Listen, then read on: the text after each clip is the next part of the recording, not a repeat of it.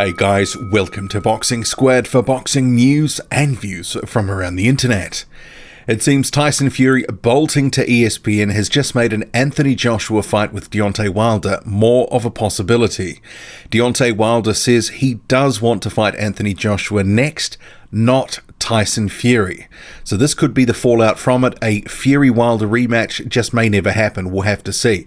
But speaking to Blue Blood Sports, Deontay Wilder in a 40-minute interview said a number of interesting things, and I'll cover some of that and some thoughts along the way. So buckle in. Let's go. First off, before we get to the Joshua Wilder stuff, there was some talk about Fury, which we'll get to first. So Wilder was very categoric in saying, "We are in control as far as America. I'm the man. Fury has a boring style. He'll put you to sleep." And that's not exactly what he was saying after their December 1st fight and ahead of this potential rematch, which is now not happening. But, make of that what you will. But there is a point there. Tyson Fury has been lambasted by fans before for not exactly, setting the world on fire in his fights. And that fight with Vladimir Klitschko is regarded by a lot of fans as one of the most boring title fights of all time.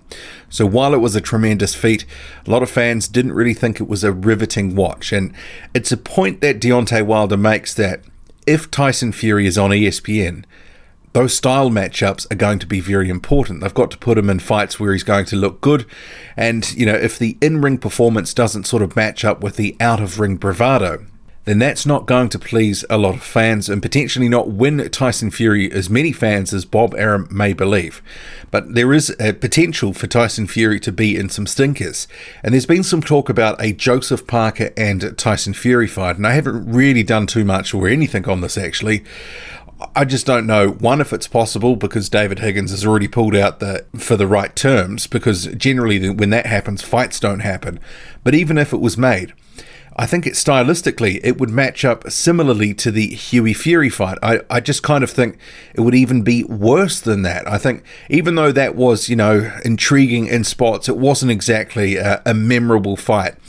I think it could end up being a fight where there's not a lot of action, not a lot of landed punches, and Joseph Parker relentlessly trying to track Tyson Fury down and not having a lot of success. I'm not sure that fight would do either guy any favours. But moving on, so Deontay Wilder, he referenced Tyson Fury's mental illness and effectively said, look, it's yesterday's news. We don't want to hear none of that. We don't dwell on it. We've already heard it. You can't keep doing it. People just won't want it.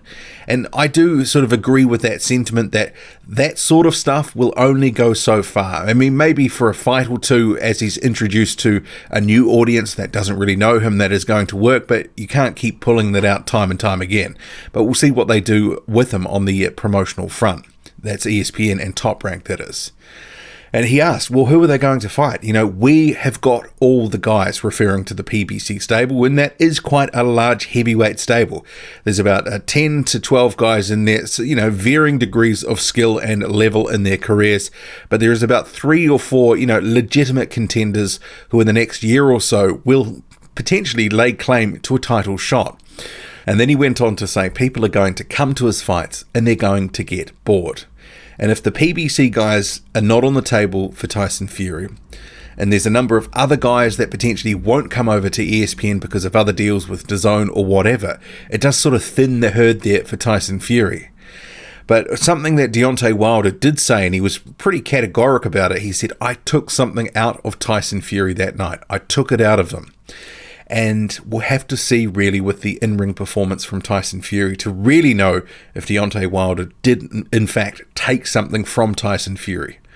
Wilder, he also weighed in on the Top Rank deal, the offer that was presented to him, which, as reported, it was a 5-fight deal, but Wilder stated it was only really a 4-fight deal, but he didn't really consider it. And then he said, just because people throw money at him, it doesn't mean he's going to take it, given he's got his own things going on. And later on, he went on to say again, we're going to make money regardless. How much money do you need? You can't take it with you when you die. So that's what he said. And that's important context for later because he's been asking for 50-50 with Anthony Joshua, but those statements don't really sort of marry up with that, well, if it's not really that important, why are you so hell-bent on the 50-50? But we'll come to that soon. But he did talk about not wanting any tune-ups or mandatories. He wants the head guy. He wants that head guy next. And he was asked about the Eddie Hearn deal for Anthony Joshua, $15 million for an interim fight with, either Brazil or Adam Kovnatski, and then on to a Joshua fight, which would be a two-way rematch. And he sort of said, look, you can't trust Eddie Hearn. He's lost all the trust in Hearn. And when he was asked, would he consider it, he said, we'll see. We're talking to a lot of people. There's a lot of stuff going on. Further on, though, he did make some comments about Joshua. We'll get to that in a second. But he said, I fight killer after killer. I'm a fighter. This is what I do. You've got enough time to rest when you go on vacation. There is something to be said in that, fans do respect fighters that do that, but there is a bit of revisionist history here with Deontay Wilder, because do we need to mention the likes of Molina, Spilker, Washington, Wok, Duopa? They weren't killers. They weren't fights that fans necessarily wanted to see. So from 2018 onwards, yes, Luis Ortiz and Tyson Fury, A+. But before that, middling meat guys, we didn't necessarily want to see. So that whole sort of argument about a fight killer after killer, I think it's got an asterisk that says 2018 on it. But he will be fighting May 18th, he said, Vegas or New York. And he said, me personally, I'll do my mandatory. I love to fight both those guys, especially Dillian Whyte, because he was asked about Whyte or Brazil, which one do you want? And then he said, but right now, I'm looking to get my mandatory out of the way. There's a lot of bad blood, and he referenced that Brazil had been talking all sorts of stuff about him. And coming to the key point in the interview, for me at least, after May 18th, he was asked this question, who would he choose? And he said, I want Joshua. Of course, I want to unify the belts. They know what we want. It's easy. It's easy to make that fight. They know what we want. And then further on in that little sort of section, he said, it's time for them to swallow their pride and give the world one of the best heavyweight fights there can be. So Wilder laying out what it is going to take to make the fight. And he's been saying for some months now, and I've referenced this in so many videos, that he's not going to make this fight now for less than 50-50. But it doesn't sort of gel with some of those earlier statements about how much money do you need, you can't take it with you, we're going to make money regardless. So it kind of makes me wonder, what is so important about getting it 50-50 here? And then it sort of comes back to, I think about this, if it's not really the money, if that's not the driving motivation, which, I would question that it probably is, because it's going to be a mega payday for anyone involved in this. But I think some of it comes down to he doesn't want to be dictated to. He's a prideful guy. And some of the stuff that's going on, or has gone on previously, is really sort of he's felt slighted by this. And he did refer to that as well in the interview, saying, I don't believe the shit they say. They thought it was a game. They're contradicting their lies, bald-faced lying. Dudes don't want to fight. They're doing it now to save face. It's damage control. But I would note, though, all the stuff that he was talking about, that was that period of April to June last year, the first negotiation.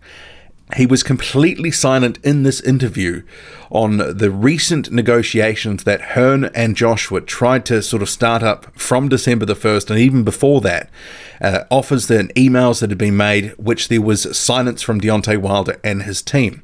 Obviously, Wilder had that rematch with Tyson Fury in his mind, and that was the only fight he was wanting to take right then. So, there was no comment on that, but I think there has been categoric sort of, evidence that Eddie Hearn and Joshua have been trying to make this fight.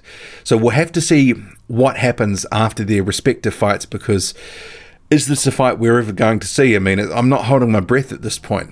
I went back just to fact check a couple of statements from 2016 and 2017 for something else the other day. And, they were talking about unifying. Even back then, Deontay Wilder was saying heading into 2017, he wanted to unify with Joshua. So this is something that's been building for some time, even when Joshua didn't have 3 belts. So we'll have to see what happens, because it kind of feels like this has just dragged on forever and a day, and it's starting to lose some of its luster. Even though there's this whole financial argument to sort of say the fight's building and marinating and all that sort of stuff, I think a lot of fans are getting a bit turned off by the politics. I'm certainly seeing more comments from people, especially in recent months, with some of the developments, that people are saying, I'm sick of all this. No wonder people go off boxing. Maybe I'll go off boxing and try something else, go to MMA. And I guess this has been the problem with the sport for a long time. all the BS that happens, it does turn people off, and they just kind of go, oh, I can't be bothered anymore. So they are at risk of actually sort of overcooking this, and maybe it won't be as big as they think it will be. I'm sure it'll still be big, but I'm not sure it's going to get to a mega proportion like potentially they think. We'll have to see. And just 3 quick takes here. So he said that Joshua's style is made for him. He feels that's an easier fight than a Tyson Fury rematch. He said it's looking likely at some point, given Luis Ortiz is finding it hard to get big fights, that he'll have to come around and bless Ortiz again, as he put it. And he said of the Joshua and Miller fight, he could see either guy winning, but he said don't discount Jarrell Miller. He might be able to sort of tire him out like it happened in the Klitschko fight. And he wouldn't begrudge Jarrell Miller, even though he wants to be the first guy to beat Anthony Joshua. He said he wouldn't begrudge Miller, even though he doesn't like the guy. He would give him respect for beating Anthony Joshua. But yeah, the key takeout from me, because there's certainly a lot of stuff in this interview that was really noteworthy. But Tyson Fury seems to have put himself out of the picture for a rematch with Deontay Wilder anytime soon. And given what's happened, I'm sure Wilder, even though he's putting on a certain persona in public and some of the statements that they're not closing off any avenues, just some of the positioning there saying, who do you want next? Joshua over Fury. That kind of says it all, that, Tyson Fury has moved down in his estimation, and he's probably not going to be doing him any favors anytime soon. What do you make of it all? Drop a comment, loud and often. Hit like, hit subscribe. Follow me on Twitter, boxing_squared. I'm out.